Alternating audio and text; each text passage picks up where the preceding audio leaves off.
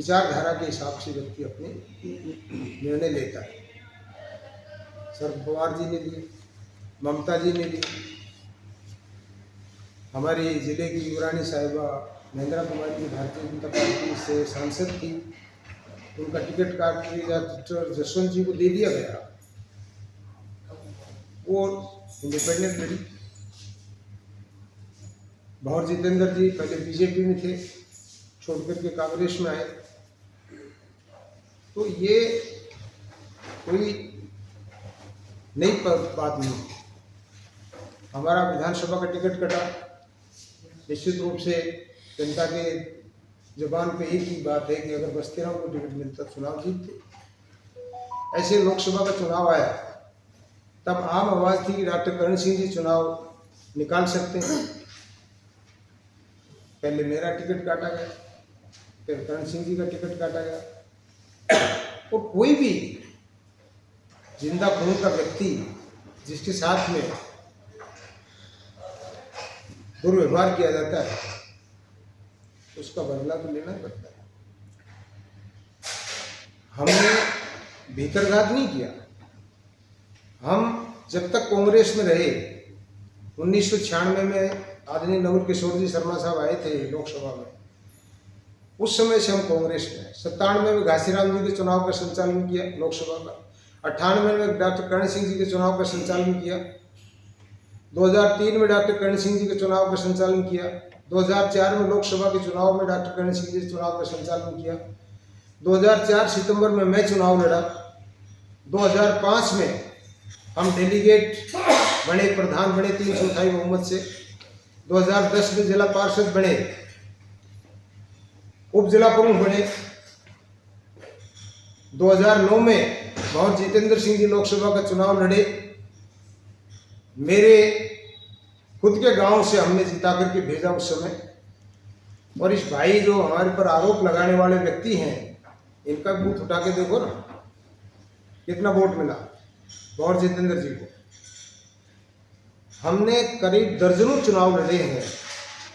आपने देखा कि इस भाई को कई बार क्या है, आदमी जवान आदमी होता है, उसको सस्ती लोकप्रियता गेन करने के लिए अच्छी टिप्पणियां हरकतें करना की आदत हो जाती है।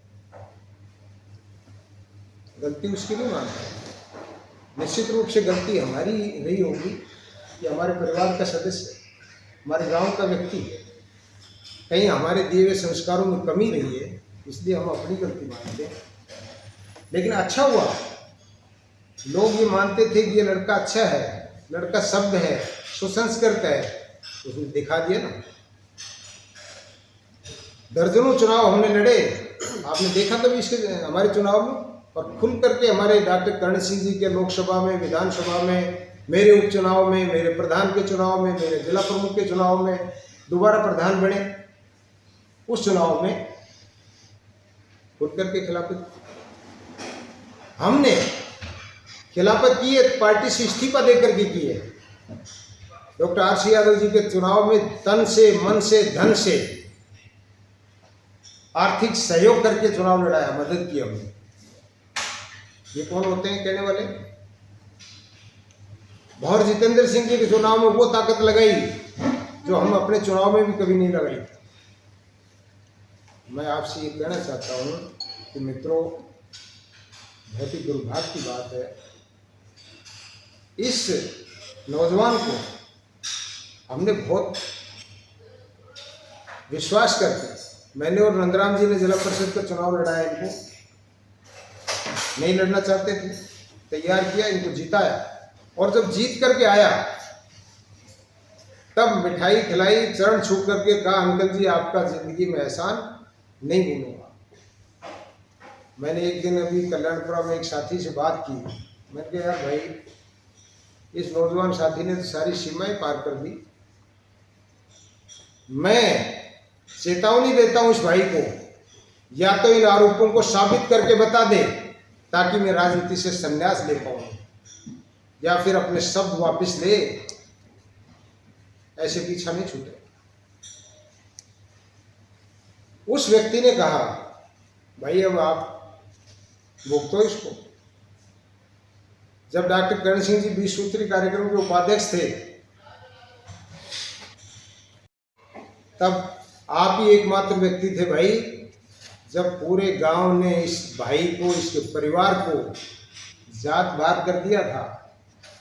खेतों में निकलने से पाबंदी लगा दी थी, पाइपलाइनें काट दी गई थी, इनका गांव में से बाहर शौचालय जाने के रास्ते बंद कर दिए गए थे।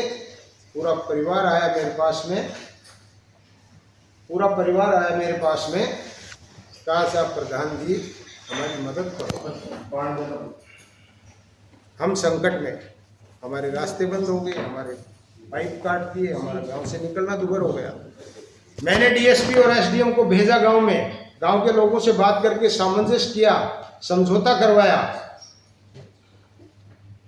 दूसरे दिन सारा परिवार आया मिठाई लेकर के, डब्बा, चरण छू करके कहा कि आपने हमको गांव में बसा दिया, आपका एहसान नहीं भुला सकते। जबकि मेरे ऊपर इस व्यक्ति का कोई एहसान कभी नहीं रहा था, सदा मेरे चुनाव में खिलाफत की थी इस आदमी ने, लेकिन मैंने ये सोच करके कि हमारा ही बच्चा है, कभी न कभी समझ आ जाएगी, इसलिए मैंने उनको, सत्ता का और गांव के लोगों को हाथ जोड़ करके मैंने समझौता करवाया। उन्होंने कहा कि डॉक्टर करण सिंह सिर्फ बस्तीराम जी की बात मानते हैं, उनके पास ऐसी कोई सीडी है जिसको लेकर वो आ रहा हूं मैं उसी पर। डॉक्टर करण सिंह जी जैसे व्यक्ति पर आरोप लगाना, वो एक देवतुल्य व्यक्ति है, आदर्शों का समायोजित महासंग्रह है। राजनीतिक चूक होती रहती है, लेकिन उस इंसान के ऊपर जो इसके दादा से भी बड़ी उम्र का आदमी है, ये कहता है ना मैं संस्कारी को हूँ, मैं इज्जत करता हूँ, डॉक्टर करण सिंह जी का सम्मान करता हूँ।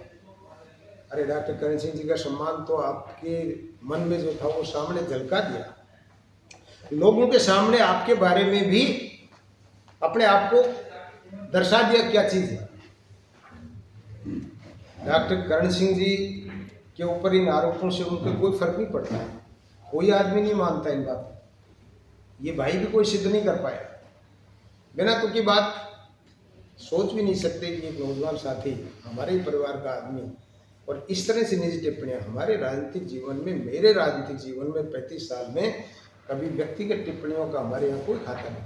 आज भी मैं नहीं कर रहा, आज भी मैंने कहा कि गलती उसकी नहीं, गलती हमारी है, कहेंगे हमने संस्कार नहीं दिए उस बच्चे को। इस टिप्पणी से उस भाई ने अपने आप को तो खत्म कर ही लिया, लेकिन हमारे अपने गांव कल्याणपुरा जो बहादुर गांव है उसको भी कलंकित करने का काम किया है, बदनाम करने की कोशिश की गई है। इसका खामियाजा इस भाई को भुगतना पड़ेगा। मैं अपने गांव का अपमान, गांव का वो जो ठेस पहुंची उसको बर्दाश्त नहीं कर सकता। मैं, जहां तक मेरे चुनाव की बात है, मैं हारी में, बीमारी में, खुशी में, गमी में, दिन को रात को 24 घंटे मेरा टेलीफोन गनगनाता रहता है, मैं खड़ा रहता हूँ। इसलिए लोगों ने मुझे विधानसभा का चुनाव जरूर हराया, इसलिए हारा कि मैं खुद ही वोटर नहीं था, मेरा गांव ही उस समय नहीं था, बानसूर में थे, मेरा वार्ड भी, मेरी पंचायतें भी, मेरी 12 पंचायतें बानसूर में थी।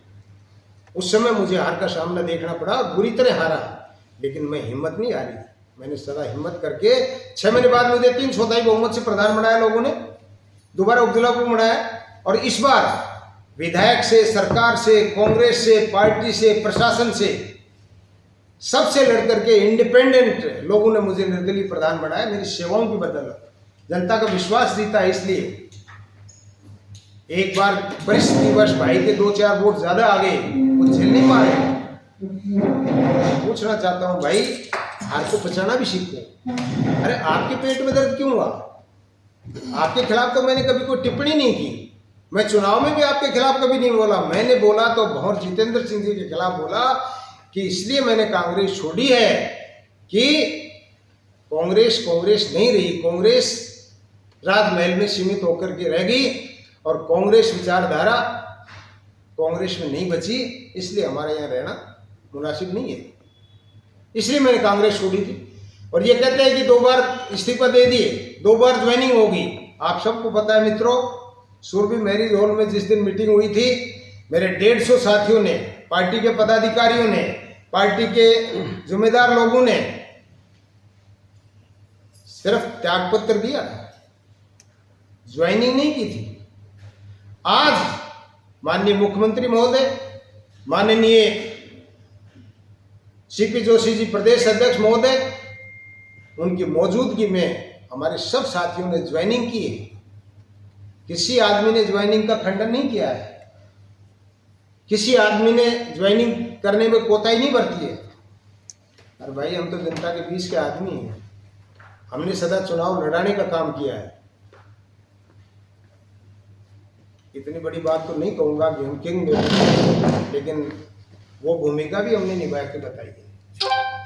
और आज जो डॉक्टर करण सिंह जी पे टिप्पणी की है, मैं भाई से कहना चाहता हूँ, या तो अति शीघ्र ललित यादव जी के शुभ चिंतक हो, भवन जितेंद्र सिंह जी के शुभ चिंतक हो, इन शब्दों को वापस ले लो, वरना गांव गांव में जनता पूछेगी कि आरोप कैसे लगाया करण सिंह के ऊपर। राजनीति में चाहे कहीं रहे, वो व्यक्ति है, बीकानेर में जन्मस्थली हो सकती है, लेकिन उस व्यक्ति ने सारा जीवन बहरोड और अरवल के लोगों की सेवा में बिताया है, छात्रावास बनाए, महिला कॉलेजें बनाई है।